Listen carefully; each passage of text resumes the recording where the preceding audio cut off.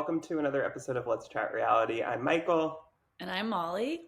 And we are so excited. Today we have Ben Mandelker and Ronnie Karam from the hilarious and amazing Watch What Crappens podcast, all about everything Bravo. Ronnie, Ben, thank you guys so much for coming on. Oh, thanks for having us. Hi, so good to see you guys. Thanks for having us. Of course. So before we delve into some Bravo hot topics here, let's just give our audience a little insight into both of y'all and Watch What Crappens for anyone who somehow, some way may not be familiar already with you guys. So tell us a little bit about just how the podcast came to be. Well, Ronnie and I we were both pop culture reality TV bloggers. We both, had our origins were with the long gone site TVgasm, and along the way, I got hired to host a web show called Housewife Hoedown, and I needed co-hosts. That was my thing, is every week I had to find co-hosts to come on and talk about Real Housewives. So I brought Ronnie on, and also Matt Whitfield, and we, I had a rotating sort of stable.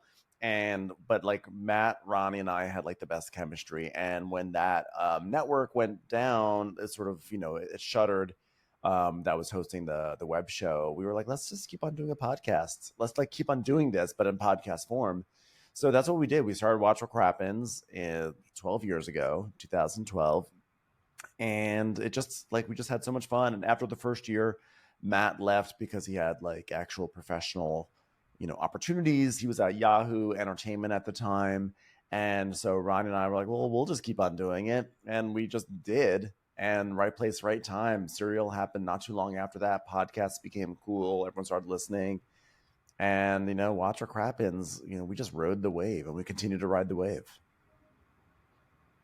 Yeah, no, amazing. I mean, look, that you guys came in right at the right time, I feel like, right before like every person in the world has a podcast. So that was great timing that you guys got in right before. Oh, we were younger then, Michael. So it didn't take us 10 years to hear of like TikTok. You know what I mean? Like, wow, you kids ever heard of Instagram? Just happened to kind of stumble upon that. We really did. It was just like a happy accident. We were just, we were younger. We had nothing to do. Well, yeah, and at that time we were just trying to get people to read more recaps. I mean, Ben, I think, had stopped TVgasm at that time, but he had a food blog going on, and I was running the TV blog side of it. So I was just like, well, I mean, if it can get more people to read Real Housewives recaps, let's do it. Yeah, I don't know who would listen to this on their iPod, because that was back before even phones, really. I mean, I think we had phones. It's not like we were writing everything down, but you know what I mean. Like, people weren't walking around with Apple CarPlay and on their phone and stuff like that. So I was like, who's going to listen to a talk radio show on their iPod? That's the dumbest shit I've ever heard. Yeah, it was. We were trying to actually drive attention to our respective blogs. Like at that time, it was like, oh, this is a marketing tool for our blogs. Thinking like the blog is still like the thing, right? Mm-hmm. Not realizing that now, like the blogs would be like gone. I know. R.I.P. B-side blog. I miss the photo caps. I will say that I loved those Big Brother photo caps. Oh, those were fun to do. But they were, the thing is, it's just so much easier just to talk. Yeah. It's easy just to talk. But, every now and then I'm like, every now and then I come up with like a mental top 10 list. Like, I'm going to do a top 10 this or that. And I'm like, I'm posting my blog. I was like, nah, I'm not going to do that. It's just, it's work. Yes. Well, one of our favorite parts about your podcast is just the impersonations that y'all do. So we'd love to hear just more about, like, over the years, how you guys got into that, and also what's been the most difficult impersonation that you've done. Well, I'm a sketch person. I was into sketch and improv and stuff like that. So I love a character in a wig. And so I kind of came at it from that. I really like doing that. And I was doing a lot of improv and stuff like that at the time. And so this was just kind of an extension of that. We got to write jokes and make up kind of scenes in, I used to really like to kind of improvise scenes in the writing when I would write a totally different thing. I mean, if you ever read the recaps, I was writing basically fan fiction. They weren't even really recaps, because you couldn't tell which part I was just making up and which part was real. And so it was fun to kind of bring that to the audio form, because we could just play around, and it wasn't just, obviously doing it alone. It was doing it with other people and just laughing our asses off. And so over time, they just got crazier and crazier, and they became more and more a part of it. At first, it was just little snippets of it, and we would just discuss it. But at some point, it just becomes so much more fun to make it a big cartoon, because otherwise I think we're just talking about drama. And I have an opinion on this. I have an opinion on this. And then we start arguing, and then I don't know, it's not fun. I like to look at them kind of as cartoons, and, big cartoony faces beating each other over the head with, pans for no reason, like pots and pans. And I like the Tom and Jerry of it all. Are there anyone that you feel like was the hardest impression to get right over the years? And I know that, obviously there's a difference between like getting it right versus making it like funny and good. But is there one that famously the joke that like for many years that I would have is that like Candy Burst's voice would modulate so much. She'd be like low, and then she'd be high. She'd be squeaking, and then she'd be like, and I would like, the joke was like going up and down, and like my impersonation of Candy for so long was the fact that I couldn't even figure out her voice. So I was always going up and down. But that was a really fun challenge that I never ever mastered, but eventually the joke gets old. Like, how many times can you like point out that Candy's voice is hard to do? So kind of stopped doing it. But she was probably the hardest voice. I never get most of them. I don't really go for accuracy. I mean, I kind of use them and base my own character off of it. A lot of them, especially things like Dorit, who I just make Mrs. Doubtfire because she has so many different accents, or Erica Jane. I mean, I just make, especially with Beverly Hills for whatever reason. But yeah, I just make them cartoon characters. I don't really try and get it right, because who cares, really? I mean, at the end of the day, like, who's really coming on here to hear a specific imitation of Tamra Barney? You know what I mean? Like, literally, no, Tamra Judge. Pardon me. Pardon the disrespect, guys. Speaking of Orange County and Tamra, I actually have a really hard time with Vicky Gunvalson. Like, I have tried to capture her like that she's from Illinois, right? She's from the Chicago area, right? Isn't that? And that's where you are, Michael, right?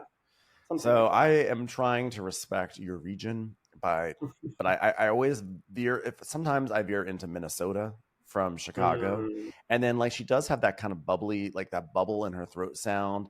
But like she has one sound when she's calm. She has another sound when she's freaking out. She's actually like, for me, really, really, really hard. So I just kind of impersonate Ronnie doing her impersonation at this point. So, and also, by the way, like half the times when I'm doing the impersonations, I'm just trying to make Ronnie laugh. Like that's usually my goal, is I'm just kind of like throwing stuff at Ronnie. And like, I like to see which is the thing that's going to sort of catch him off guard, that'll give him like a big chuckle. Yeah, when we're listening, we're just talking about how we have to make sure, like, if we're in an office or whatever, like, we're just laughing out loud. Like, sometimes we're like, oh, wait, maybe we shouldn't be listening to this in public because we just laugh and be laughing. Like, my next door neighbor think I'm crazy. Like, you. I know. Well, thanks for that background. But also, we're just wondering, overall, do you have any favorite moments from doing the podcast over these years? You have over 2,500 episodes. Oh my gosh, favorite moments of podcasting. There are so many. I mean, there are so many days where we leave thinking, well, that sucked, or never. We can't find any, we didn't find anything good in that. And then they become episodes that people are like, oh, that was fun. And then if we go back and listen to parts, it was like, oh, that was fun. So a lot of it I don't really know in the moment. I know a lot of the most fun ones have been just the craziest ones. We did a few below deck, or maybe two. I shouldn't say a few. Musicals. The below deck musicals were always really fun. We did an improvised reunion for Real Housewives of New York because they didn't have one for their last season, so we just made one up, and that was really fun. And we did one for my octopus teacher on Netflix during the pandemic lockdowns. That was super fun, just because it was so different. Yeah, I listened to that and never watched the show. So yeah. Oh, really? You still haven't seen my octopus teacher? What kind of American are you, Michael? Yeah, that was fun that we did that. I mean, yeah, I think a lot of times, sometimes our late night recaps, there will be times where it's like, oh, I've got to fly out tomorrow morning or something like that, or or sometimes the show is so urgent we're like, we've got to record it. And so we'll be at like 11:30 at night and we'll record. And at that point, it's the end of the day and we're exhausted. And then somehow I think we're just like a little less filtered. And you would think like, okay, let's do this quick. Let's make this quick so we can go to bed. But actually what ends up happening is, because we're kind of less filtered, we just kind of wind up being goofy and silly, and like we just wind up giggling a lot, and then the episode winds up being really long because we're just taking so long to get through it because we're making all these tangents, and those are really fun. I seem to remember like a late night recap of a Southern Charm reunion recently, maybe not this past season but the season before, and that was just like really funny. I just always remember that. And like I also, for me, I have like very warm memories around a lot of our live shows. Like I will always remember the moment when we surprised our audience in LA with Shannon Bedore, and just the wall of noise that came out. That was one of our first ever live shows, and like that was like, it was just like, it was unbelievable. And even one of our first big live shows in New York City, that like we had never had such a big room full of people, and to walk out there and it was just like the roar of the crowd. And we've just had so many really warm and special moments on the road. There was a time also when we were recording in Pittsburgh, doing a live show in Pittsburgh, and my cousin Melissa walked into a restaurant and Dolores was in the restaurant, and my cousin Melissa texted, and we called up Dolores live on stage and put her on the mic, and it sounded janky to everyone, but it was like very exciting. And those are just like amazing moments. Yeah, no, I love that because she could barely hear you guys. I remember it was that was funny. Yeah, she could not hear, and I was like, I was so nervous I wasn't holding the phone up to the mic, so all you could hear was like, well, just the fact that she's in a restaurant, a busy restaurant, some rando comes up to her, and then she gets us on the phone, and all she hears is screaming, and she's just like totally chill with it and rolling with it, you know. And you were recapping Jersey. It was amazing. It was perfect. It was. Yes, it was. We were literally recapping Jersey. It was amazing. All right. So on that note, let's get into some Bravo hot topics here. So first and foremost, we are a few episodes in now to Orange County, season 18. So what are your thoughts so far in the season? I feel like you're feeling pretty good about it, but what are you most looking forward to seeing throughout the season? What do you think, Ronnie? Of which one? Orange County? Orange County, yeah. I just hope they can kind of keep the momentum. The first couple of episodes were really good. The next couple are a little iffy for me. It's hard with that one because so many of them are so toxic and so mean. I mean, they just get downright mean on that show. Yeah. And currently they're knocking the woman who's broke and struggling and like getting evicted. And then the lady who got a DUI, which granted, that was Shannon's own thing. But yeah. I mean, some of the stuff we've learned in the past few years is not to like, I don't know, kick people down when they're like suffering from addiction or whatever. Not that show. So they really do kind of ride the line of still being really fun, which I love, you know, I love doing the wrong thing, but still having so much fun. I mean, that's my personality, you know, so I really like it. And I just hope they can keep it up because then it veers into a lot of golf talk and you know, maybe Tamra like trying a little too hard, which she hasn't too bad yet. Now this season we've got Alexis trying too hard and flailing all over the place trying to make Johnny J happen. Yeah. But you know, I've just learned to appreciate what we have while we have it, because I feel like so many times we've complained and been like, I hate this and I hate that, and then almost we get our wish as an audience, and then I really regret it and I get really sad. You know, like Tamra used to make me freaking crazy, and now Tamra's back and she's worse than ever, but I'm learning to just be like, but that's good, you know. I love that she's vile. You don't realize what you have until it's gone, and then when you come back, you appreciate them more. So, like, I think about where OC was like 4 years ago, like in like the season 15, like the Elizabeth Vargas days. Like, it's crazy to think that we were there, and now like so much of the cast has come back, and it's firing. And are the Elizabeth Vargas days over? Because she was name checked a few episodes ago, right? You know, like her presence is still with us, although she definitely had some traumatic thing happen, right? Like a year ago, 2 years ago, was she like attacked or something like that? Oh, or robbed? That's right. I think, she's robbed. Yeah, still didn't get her back on the show. But Orange County was in a really rough, dark, Ben. That's just the way Bravo works. I'm unfiltered. What can I say? But yeah, Orange County was in a rough place a few years ago, and I think it's been in such a good place recently. And I think this season's been really good so far. I think it really came out of the gates like guns blazing. I think everything with Shannon's been wonderful. It's now starting to settle into like normal season stuff of like activities and silliness. Again, I think we should not be emphasizing Emily and Gina. I think this is a Shannon season. I think we need to focus on Shannon. We need to focus on the emphasis should be on Shannon. And then the second emphasis should be on Tamra trying to make Shannon's life hell. And the third emphasis should be on whatever is going to rattle Heather Dubrow this year. And like, we'll be good. But I don't think like we've spent a little bit too much time in Gina land, Gina being upset about a lost commission. That's like not essential for us. Yeah. And also she's a fucking asshole. Okay.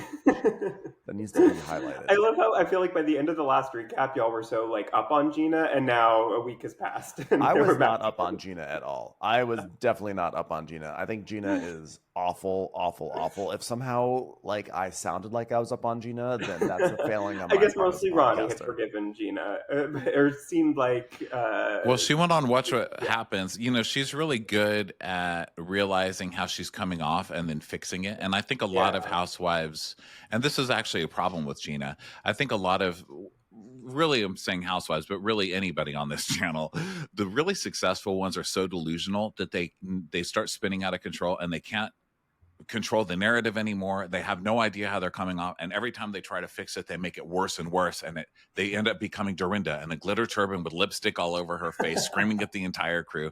And that's glorious. That's what makes it so good. Gina can see herself and fix it and do kind of the politics thing where she goes on Watch What Happens. It's like, well, I didn't mean it that way. Oh, I support poor people. And she kind of she's good at kind of changing the bad feelings about her or the bad reactions to her and make it like, well, Gina's going through a hard time too, guys. And Gina's really a good person. Look how nice she's being today. And I'm a sucker for that. You know, I'm a waiter and I was a terrible, not really a good waiter. I was a hardworking waiter, but not a very good one. And I'm used to having to apologize and smooth things over. And so when I see someone with that talent, I respect it. And so I respected Gina after that, but man, she sure returned to form this week. She sucks. Yeah, she sucks. I just don't understand with Gina. Like, Tamra is a monster. She's like an evil monster, but I understand her role on the show. As Ronnie said, we need that. We need her to be a monster, but Gina's just like, I don't understand her place on the show. I don't understand her place in reality TV. I don't understand why she's still on our TV sets when you have someone who's like, I don't know, a full-on, open gaping wound like Noella only gets one season, but Gina we get year after year after year. And it's like, what is Bravo seeing in her? Is she supposed to represent like the every person?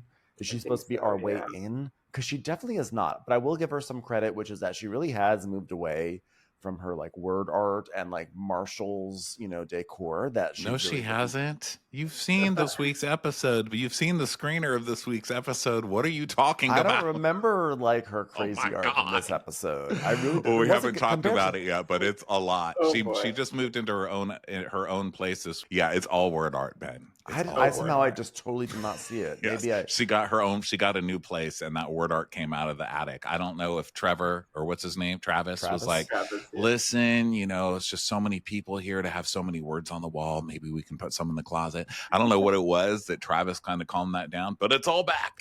I don't know how I missed it. It's like kitchen, laundry, table. Because her first season, it was out of control, the amount of like tchotchkes she had from Marshall's. Like, it was wild. That was our whole joke about her. Like, gather. Like, that used to be that was our Gina thing. Is that where that came from? And like we haven't even done that in forever because like there has not really been too much of a gather sign in her place. I've failed, Ronnie. You'll have to point it out when we do the recap today. You'll just have to point it out to me. Moving on to Atlanta. Duties. So moving on to Atlanta, Phaedra Parks just announced that she is returning after Kenya's exit.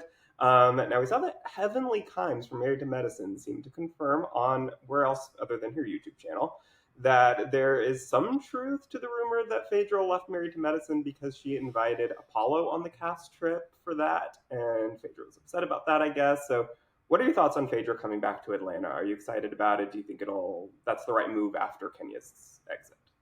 Yeah, I mean, they got to try to do whatever they can. I think it's proven to be kind of wonky to bring in half new to mix with people who have been doing this for this many years. It's proven a little difficult in the past, and Phaedra's pretty good at staying under the radar for a long time. So who really knows? I think it ultimately is a good move. That season seems like it's going to be a huge disaster and a mess with what we've heard so far, but we could use some excitement on that show. And I love Phaedra. I can't believe they did that to her on Married to Medicine. That's really low. I mean, come on, Married to Medicine.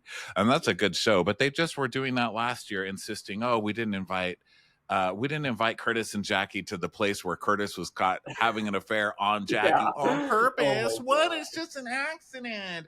And now they immediately get mad that Phaedra's so popular on their show that they are going to try and make her, get furious by bringing on. I mean, Apollo's not just an ex. He's like a kind of abusive criminal ex who's, and I think he was just convicted of. He was just, he was weak. Yeah, I mean, it's not cool. Not cool, guys. I think that Bravo. I think I have no idea if this is going to work out. I mean, Phaedra is, she earlier this year was the hottest reality star, right? Like everyone was obsessed with Phaedra after The Traitors, and now some time has passed, so like people are chilling out a bit. But the truth is, with Atlanta, you just don't know. I am very suspicious about the season. The fact that Kenya is fired halfway through, I don't know how they are going to make that work. I mean, Kim Zolciak famously left halfway through her season and it was fine. But Atlanta just has really big egos, given that there's like a base level of like big egos on all these shows. I always feel like with Atlanta, there's always this, there's a lot of self-producing between Kenya, Portia, and Candy in the past.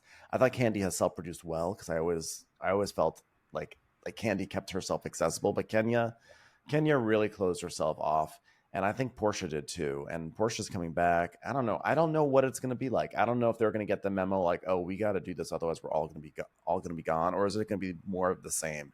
But I am optimistic that they're going to realize they've got to get it together, because if they don't, this is like the last chance, and otherwise they're going to get a full reboot, I think. Do you think that they should use the footage that they have with Kenya, or kind of do what they did with like Jenny on Salt Lake City and I think Lizzie on the New York? No, I think they should use it. I think they should use it for sure.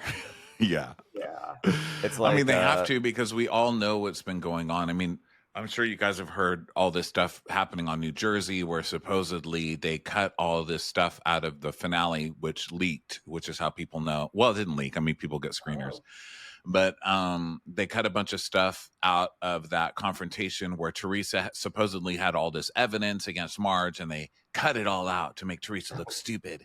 And then in the finale, they cut out parts where Danielle threw a glass pitcher at Jen to protect Danielle, because they'll probably bring Danielle back. And so they're, when we hear about all this stuff and you show it in the preview, I mean, we saw also in the preview something where Teresa and Louis were fighting about money, and Louis had gone through all of her money. There was something like that we saw in the preview that they've completely cut out of the show. And I hate when they do that. It makes me freaking crazy. Yeah. Like, don't promise something and then cut it out of the show. People, you gotta stop lying to me. I know, like they can't cut out the glass pitcher, because like the first episode of New Jersey, when it starts off with Dolores at Rails, they have like a close-up of broken glass on the floor. Like that's the thing that I've been looking forward to, is like, how does the glass break? So if they cut out Danielle throwing a pitcher at Jennifer Aiden, then like I need to see the glass. I need to see the glass origin story. Yeah, that's crazy. I had not heard that they cut all that out of the finale. Yeah, so. I didn't mean to change it to being all Jersey. That one's just the most recent that they've done that on. But yeah, perfect. I think Atlanta is such a huge deal. I mean, it changed the course of the whole season and the whole show. I mean, Kenya is a standby. I mean, she's not an OG, but she might as well be at this point. Yeah. To get rid of Kenya mid-season and fire her like that is nuts. She had to So do yeah, we something need to bad. see why. You know, the other thing with Phaedra, my only concern with Phaedra is this. The best part about Phaedra is that she can read someone down really well. She is so funny when she does that.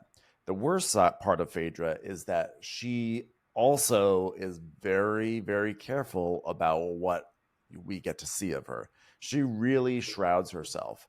And you saw it on the Traitors. You saw it like when she was, you know, at that round table, it was amazing. But like she spends most of the shows just sort of like demurring and deflecting, which works on the Traitors, and we loved her for it. But I think on like a Real Housewives show, you know, we want more from her. But maybe she'll just be a friend of. Like I wouldn't be surprised if she comes on as a friend of. Honestly, well, I don't know. It's a disaster. Which kind of, yeah. She's holding a peach. Yeah, she'll be full time. She's not a friend of. And I think some of her best stuff is that she tries to stay closed off and lie about everything, but she can never get away with it. You know, they catch her every single time. Yeah. It's always what's been funny about her to me. Well, the only reason why I thought she might just be a friend of is actually because, like on Orange County, Alexis Bellino was filming with all these women. All the talk was that Alexis Bellino is back, so I think we all thought Alexis was going to be a full-time cast member, especially given the scandal that she's part of, or at least love triangle. And she's not a full-time cast member, so I reserve the in my mind like the expectation that Phaedra may just come on as like a very big friend of. That's possible, especially since she's coming in so late, I guess, unless she's been filming for a while before it was announced and we just didn't really know it. But that's true. It could be that too. Yeah. Well, moving away from Housewives, let's talk a little bit about Summer House. So they're currently filming season 9 with a pregnant Lindsay Hubbard. Do you guys think that Lindsay and Carl's dynamic this season will be similar to what we saw with Tom and Ariana, or do you think they'll be able to coexist for the sake of the show? I think they're going to be fine. Lindsay is winning. She's with some rich dude. She's pregnant. She's getting everything she ever wanted. So she's going to be kind of winning silently. She doesn't really need to fight with Carl. And she wasn't really starting that many fights with Carl even last season, you know? Mm-hmm. So I think it's going to be totally different. What Tom did was terrible. I mean, Tom was banging one of their best friends right under her nose while her grandma died and her dog. I mean, that was just so bad. Yeah. And Carl didn't really do any of that. Carl was just a wuss. Carl was just a spineless wuss. So I don't know that you really would have that same anger towards him. Just kind of like Carl. And now he's opening his bar called Soft Bar. Which people are giving him shit for because he's like, I want some softness and tenderness. And now he's naming his pop-up. It's like he's serving some soda out of a van in Brooklyn and calling it, oh my God, I just got balloons. I got the balloon graphic on my face from doing open quotation marks, air quotes. But yeah, he is calling it like Soft Bar and doing it out of a van in Brooklyn or something. And it's just sad. You know, it's sad that you have to reference it and the other person has gone on to win and you're selling drinks out of a minivan. So have fun, weirdo. Lindsay is the queen of compartmentalization. She leaves every reunion sort of in a terrible place with people, and she comes back into the house, and it's always like, well, we sent each other some memes, and like everything's fine. And she just like comes back in like, I'm over it. I said what I had to say at the reunion. I'm over it. I'm moving on. And so I think she's gonna have that attitude, and I think Carl will be like, yeah, I mean, Lindsay, like, obviously doesn't, like, want to talk about things. If she doesn't want it, that's fine. Like, that's just her. And, like, I'm just going to try to be a mature adult about it. And that's just what it is. So I think they're going to just kind of coexist. And then they'll have probably an episode where they have a serious talk. And then they'll hug. And they're just like, all I want is, like, the best for you. And, like, I'm sorry that, like, I doubted your sobriety. And he's like, yeah, no, I'm sorry that, like, I made it seem like you're a lunatic, and like just because you are one doesn't mean I have to bring that up. Sorry, I didn't say that. So I think they're going to be it'll be just like whatever between them. I think that West is going to be the focus of this season. I think that West, like, he ended that reunion so badly, and everyone turned on him. The audience turned on him, justifiably so. I think we're going to see that he's going to be the big villain, and that's where all the attention's going to be. I can see that. Got to start focusing on the new generation. Jesse Solomon, too. Right. I think Jesse Solomon will have some sort of moment. He got fired from his job. So, like, I'm going to predict from Jesse Solomon, like, like, oh, Jesse's partying too hard. Does anyone notice he's partying too hard? There must be something on his mind. I could see him like getting with one of the new girls that's coming. Yeah, he's with with the new girl on the show. He is. I think West and Jesse are both too practiced. You know, they were both super impressed with their sudden fame. They were really impressed with themselves really quickly. And I think they're going to play into the whole Bachelor side of it, where it's all about, you know, like falling in love and their love story. And I think it'll be a bunch of fakery with those two. And I think it's going to be rough because Lindsay, you can't attack a pregnant lady. So, I mean, of course, if anyone can do it, it's that show. But I think that she's going to try and kind of stay above the fray, and it'll be kind of an odd send-off season for her and then Carl, you know, as well, because I can't imagine Carl really lasting much longer on the show. So it is going to be weird watching them try to mix the new and the young again, and sort of a farewell, but also a newer season for these newer douchebags. I don't know. Should be interesting. Let's see. Yeah, I'm excited to see what will happen. Also, we wanted to ask about Love Island USA, which just recently ended. Ben, as a devoted Love Island fan for years, we would love to hear your take on this season of USA and why you thought it blew up so much like it has. Well, I mean, this season was great. It's the first like truly great season of USA, if you ask me. I mean, like I watched all of season 2, which was pretty good. It was like a pretty good for Love Island USA, but Love Island USA season 6, right? This was like a great season of Love Island with no qualifications added to it. It just was so good. And I 100% credit the Bravo audience. I don't care what they say. I've read a lot of interviews about this. You know, the producers keep on saying like, oh, we really kind of like seeded the audience with Love Island games. We got the audience ready and excited about it. It's like, no, it had nothing to do with Love Island games. I'm sorry. I know you want to promote that, you know, and you're pushing that agenda really hard. It was because of the Bravo audience. It was 100% because Ariana went on to host Love Island. And I think that a lot of people sampled it just to see how Ariana would do. I don't think they really cared. They're just going to watch one episode and they thought it was curious.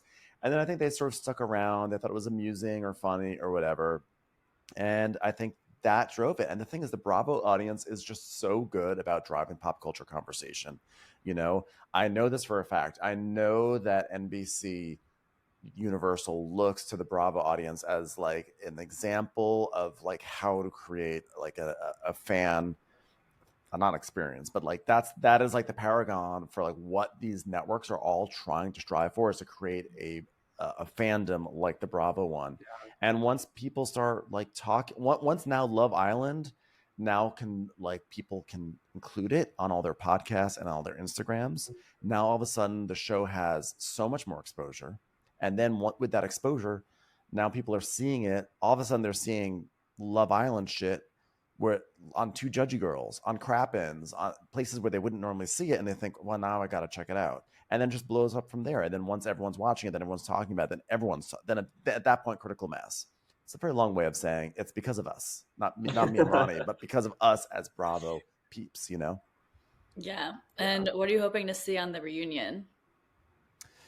I would love to see Aaron and Rob be confronted with their bullshit, which they've been confronted pretty aggressively, but I just want to see it even more. I think that's literally all I need, is just to see Rob and Aaron be confronted. I don't think I have any real other issues. I don't think there's anything else I really care about. I just want to see them like squirm. Yeah, and it seems like we'll get some sort of an answer with Kendall and Nicole, maybe, if they're actually together or not. I feel like there's been speculation that they're not. Yeah, they're not together. Yeah, a lot of people think they're gone. No. I think that she already didn't like him. It was so obvious that she wasn't really into it. I mean, God bless her, was just crying the whole time. And she was trying to pass it off as like, I'm crying because like I'm feeling things that I've like never felt. But no, you're not. You're crying because you continuously order something at a restaurant and get the wrong thing. And you're just getting frustrated that you're never going to be able to eat. You know, I've seen it. I've been there. I see it happening to you. And then I think coming out of it and then having all those videos of Kendall leaked and having it be, because, you know, part of it is like you're going to go along with it for the popularity and the fame and the likes and this and that, but then you're going to be made fun of for the whole time and be taking hate, plus be with somebody that you're not into. No, she's out of there. She's out of there. Yeah, and I think that like he really has a lot of videos, and they're not like, they're really exhibition-y, right? Exhibitionist-y, right? Like he really seems to be like, he's liking this. Like he clearly has, like his OnlyFans is his next stop. And there's no shame about that. But I can see Nicole being not about that. She just had a whole bunch of toxic relationships. And I think that the idea of like being with a guy who kind of wants to share his body with the world, which, and no, that's like I'm making a jump there about Kendall. I don't know if Kendall wants to share his body with the world, but like I definitely got a vibe of like he wouldn't be upset about it. And again, it's not a slut shaming, it's not a sex shaming. This is purely based on the fact that he had a lot of videos and then he was like, oh yeah, he's like very performative in all of them. So I just can see Nicole just not liking that, and I can see that it's just not a match.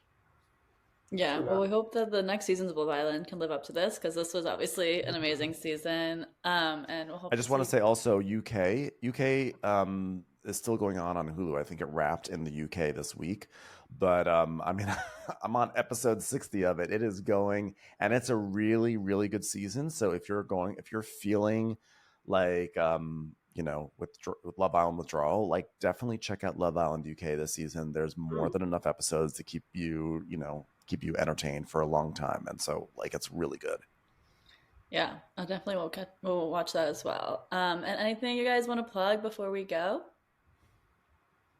Just the usual stuff. Come listen to Watch What Crappens. Follow our Patreon. Follow us on Instagram at Watch What Crappens. You know. Yeah, we're about to finish up this season of House of the Dragon. We're excited about that. We do Winter is Crappening, which is our Game of Thrones podcast. And then we do Dwell Hello, which are House Hunters recaps. And that's it, really. Just kind of plugging along. All right. Well, thank you guys so much for coming on here. This was so much fun. We really appreciate it. And we will definitely stay tuned for everything Watch What Crappens, as always. Thank you guys. So much. So good talking to you. Yeah. Thank you guys for listening. We will be back next week. Bye, everyone.